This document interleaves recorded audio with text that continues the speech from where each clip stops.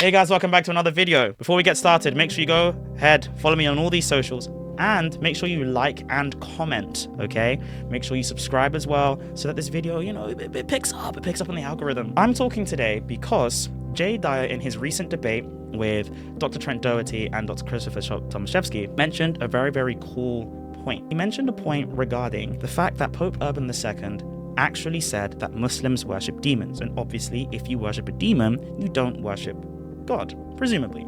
Now, whether or not you think that's true, that is a very special point that Jay Dyer made. But Catholics didn't just come at him for this point of whether you can worship God and a demon at the same time. They came at him on this point because they think that Pope Urban II didn't actually say those things. And Cameron Bertuzzi actually makes this particular point. He says, during the debate, Jay Dyer couldn't support his claim that his quote from Pope Urban II was magisterial. Can any of his followers make that argument for him?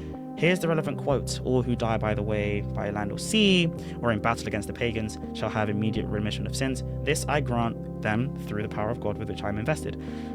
Oh, what a disgrace if such a despised and base race which worships demons should conquer a people which has the faith of omnipotent God and is made glorious with the name of Christ." Now, he says this is not magisterial.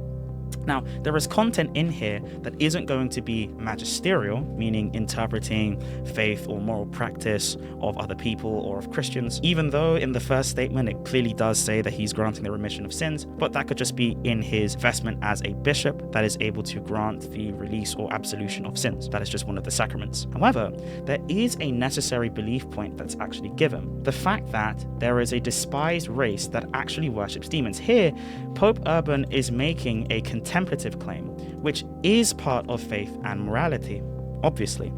If you are saying that Muslims contemplate demons, you are making a claim based on the faith of another group. This is actually a claim on heresiology, and we know that because we do that all the time with other heretics. For example, Arius does not worship the true God correctly. That's a necessary belief state. Nestorius is theologically wrong and is theologically worshipping a demon. That is something that is a necessary belief state because it has to do with your contemplative life. To make it really clear, this particular statement that the Muslims worship demons is what's up for grabs. But then Cameron Bertuzzi shifts the argument to something along the lines of this video that was reposted by a man by the name of, or an account by the name of Pope Respecter. Now, he takes this from an amateur historian, by his own admission, Alan Rule. Very, very nice guy. I actually like him a lot. Apart from the fact that he's unvaxxed, you should get vaccinated. Alan Rule makes this particular point that this is probably not what Pope Urban II said. I'm here in this video to assess whether or not the claim that he's making is true or historically accurate with the sources that we do have. Cameron Bertuzzi actually says that this is a bad look for Jay. Now, my question is it really a bad look for Jay to cite this specific source? We're going to get into that right now, so let's watch it. Catholic and Eastern Orthodox position that Christians and Muslims worship the same God. And then you had Jay Dyer and Father Ananias defending their own position that they do not. And what Jay Dyer tried to do is he tried to show that Vatican II contradicted a bunch of previous statements from popes and councils of the Catholic Church. He quoted the Fourth Lateran Council that said, if you abandon your crusader vow against the Muslims, you're excommunicated. That doesn't contradict Vatican II or that Christians and Muslims worship the same God. He quoted Pope Innocent III saying Muhammad's an antichrist. Again, that doesn't contradict Vatican II or that Christians and Muslims worship the same God. He quoted Council of Vienne saying Christian kings are called to suppress Muslim worship. Again, doesn't contradict Vatican II or that Muslims and Christians believe in the same God.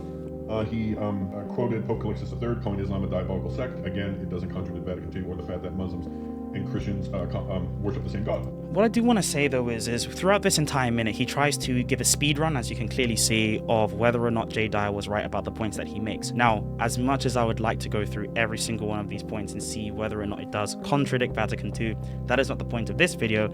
This video is specifically on whether or not the citation that Jay made was a spurious one. However, he did have one quote that was pretty good here. Pope Urban II, I got it on the screen here, and it says that the Muslims worship demons. And that's a pretty good quote. It seems to contradict the fact that they worship the same God. So this is very important. At least for this particular poster, he thinks that if you do worship a demon, you don't worship God, which is why it appears to be the case that he's going to challenge whether or not the source actually exists. But J. Dyer didn't tell you his source on this. This doesn't come from the pen of Urban. He actually did. As you can see, he says his source right there, the Fordham Medieval Sourcebook. He actually told you exactly where he got the source from. And he also tells you exactly where this can be found. You can see this if you just simply scroll up. So he did tell you where you can find the source. Urban II. It's actually a speech. And the speech was recorded by... This is important. So he says something very conniving, I want to say, but it's not conniving. It's something that's very slippery. Now, the reason I call it slippery is because it doesn't address actually what's going on with Urban. Listen to what he says. The second. It's actually a speech. It's actually a speech. Yes, we agree. This is a speech that Pope Urban II gave. But simply because Pope Urban doesn't write it doesn't mean that it doesn't have as much authority anymore. The words and actions of a pope when he's necessarily teaching on the faith are binding and infallible and universal on the entire church. So simply because Pope Urban II didn't get a pen and write it on a piece of paper doesn't disparage whether or not it still holds its infallible character or its infallible weight. In fact, in Acts 15, according to the Catholic Church, when Peter spoke, he was speaking infallibly. So the Pope could still be speaking infallibly and teaching and enjoining the faithful here as well. And the speech was recorded by this 12th century French chronicler, Fulcher of Chartres. And it's like the speech that starts out with the crusade.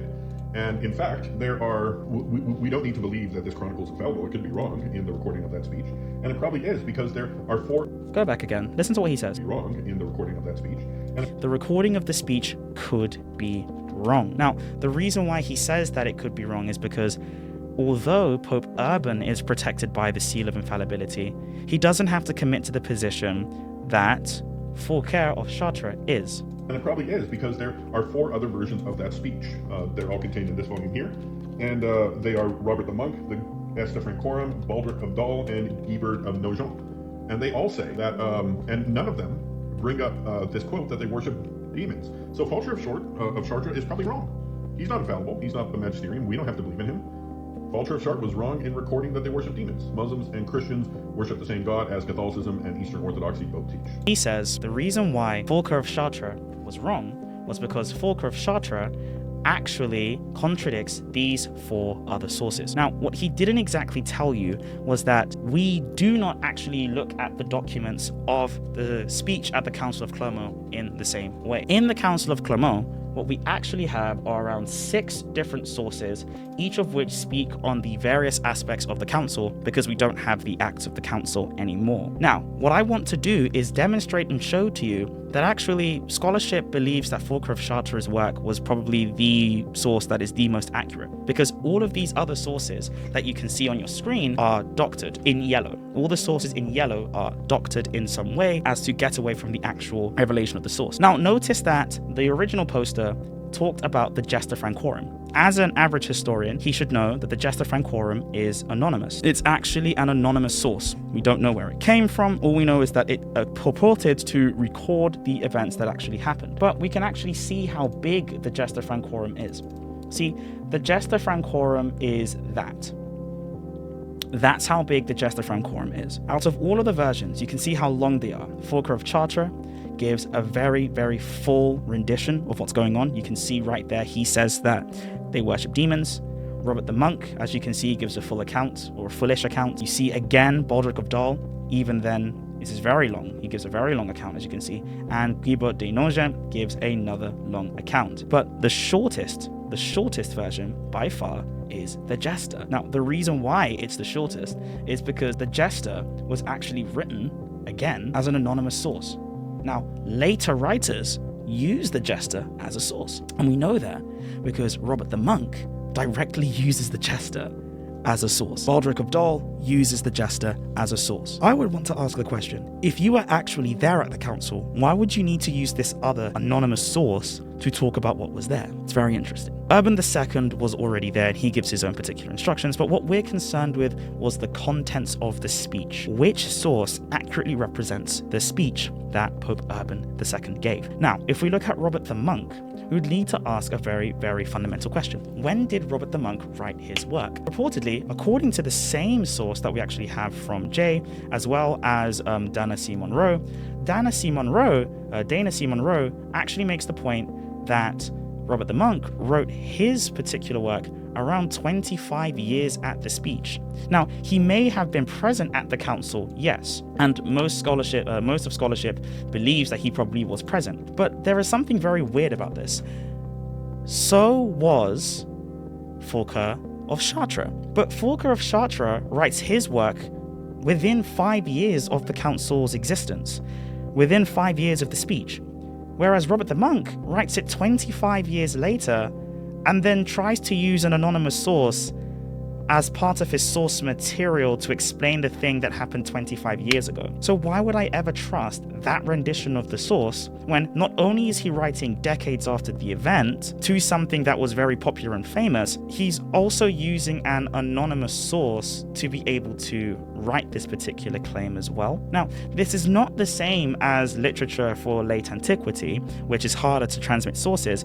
Robert the Monk claimed to actually have been there. He could have just written down his eyewitness account, but he never claims to write an eyewitness account. In fact, he claims to be using other sources. So Robert the Monk is using most likely an anonymous version, like we've seen here, and it's written 25 years after the fact. Now, he may or may not have been at the council, but we're going to grant it. Well, let's look at Baldric of Dol. Was Baldric of Dol there? He wasn't part of the signatory list that we do have at the Synod of Clermont. So we know that Baldric of Dol wasn't there, and his main source for his account, again, is the Jester. 2 sources out of the 4 purported extra sources that the original poster claimed actually just come from the same source. They just come from the same account. We now have Guibert de Nogent. Guibert de Nogent, very, very interesting. He was at the council, but again, he uses his own knowledge and the Jester. Why would an eyewitness account need to rely on an anonymous source for explaining exactly what's going on? So really, we don't have 4 independent accounts. We actually have 2 independent accounts and with 4 renditions of one of the 2 independent accounts. This is why I actually highlighted it like I showed you on the screen.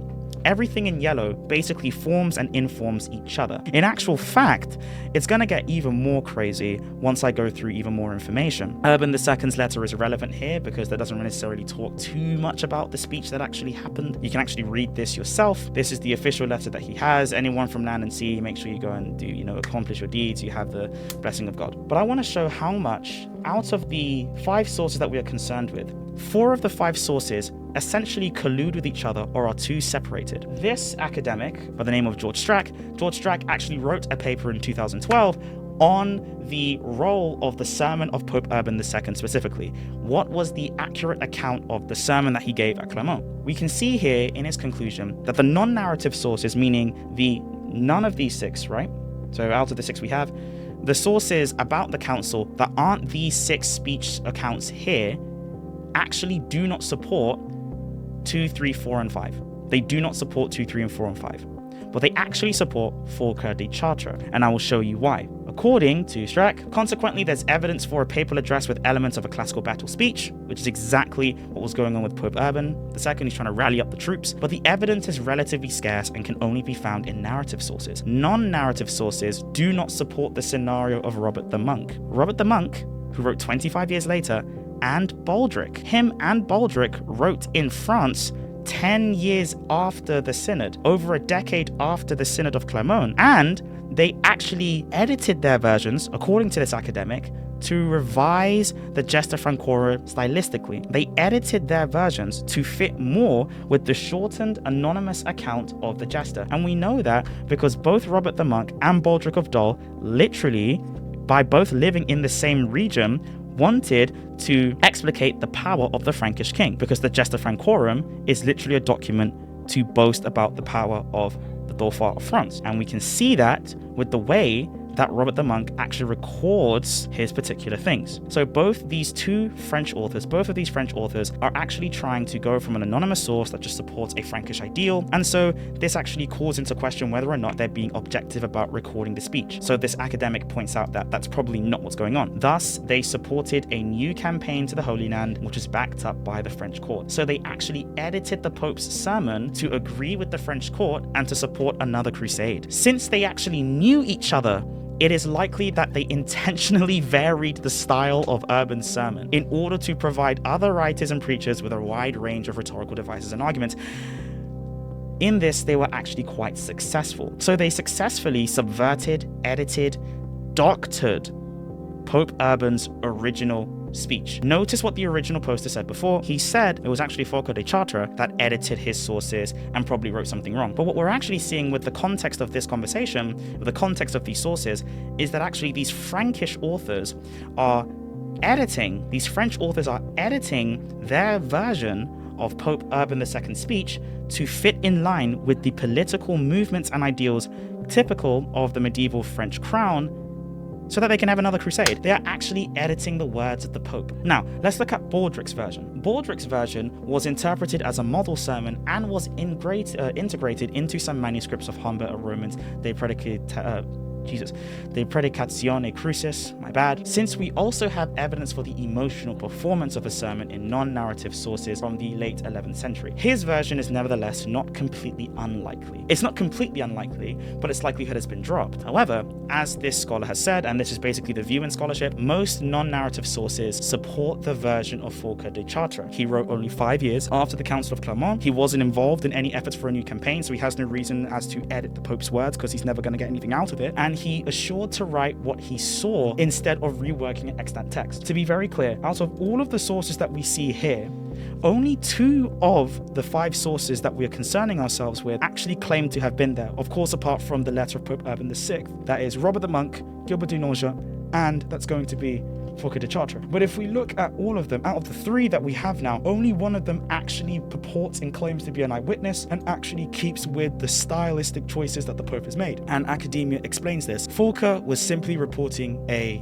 sort of legal oratory, which was, according to protocols, the common and usual style of the papal speech in the 11th century. Scholarship generally accepts, importantly, that the speech that was recorded through the eyes of Forca of Chartres is probably most likely the way that this speech was actually held by Pope Urban II. And what does it say? Forca of Chartres very importantly says that the Muslims worship demons. So going through all the sources that we have, through all the data that we can ascertain, we have basically come to the conclusion that all of these sources, for one reason or another, edit, change, transform the words of the Pope to something that he probably did not say, apart from Forca de Chartres, who does not have these incentives, who does not have these motives, and was actually present at the council, wrote it early enough to say that he was there, and most likely recorded what he saw. This is most likely exactly what Pope Urban said, according to academia. Thank you so much for watching this video, guys. If you want to see more, make sure you like, comment, subscribe, turn on notifications, all that good stuff. Share this, okay? And don't let J Dyer see this video.